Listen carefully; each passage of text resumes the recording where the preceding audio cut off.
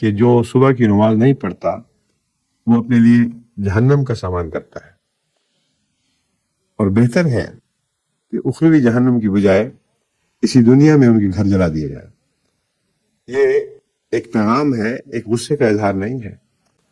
اس حدیث میں مجھے یہی پیغام ملتا ہے، حضرت اقدس کے نزدیک صلی اللہ علیہ وآلہ وسلم، جو لوگ صبح کی نماز سے غافل ہیں وہ گویا اپنے جلنے کا کام انتظام کر رہے ہیں جس کا تعلق دوسری دنیا سے ہوگا،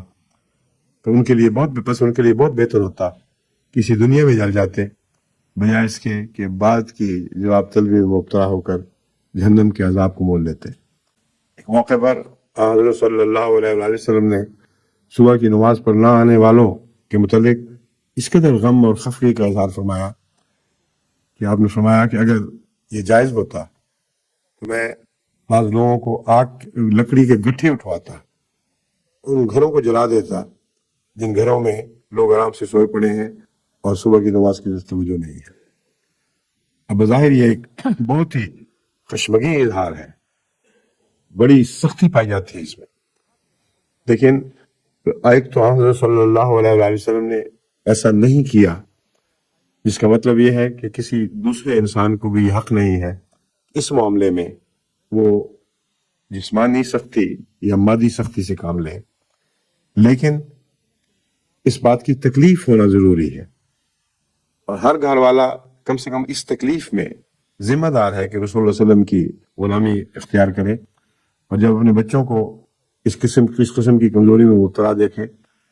تو گہری تکلیف محسوس کرے۔ اور جہاں تک سختی کا تعلق ہے جو آپ کو دکھائی دے رہی ہے، یہ دراصل ایک انذار ہے کہ جو صبح کی نماز نہیں پڑھتا وہ اپنے لیے جہنم کا سامان کرتا ہے، اور بہتر ہے کہ اخروی جہنم کی بجائے اسی دنیا میں ان کے گھر جلا دیے جائے۔ یہ ایک پیغام ہے، ایک غصے کا اظہار نہیں ہے۔ حضرت اقدس محمد مصطفیٰ صلی اللہ علیہ وآلہ وسلم کی تمام باتیں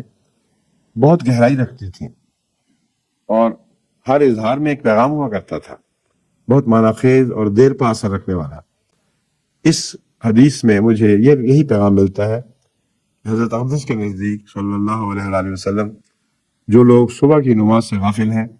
وہ گویا اپنے جلنے کا کام انتظام کر رہے ہیں جس کا تعلق دوسری دنیا سے ہوگا،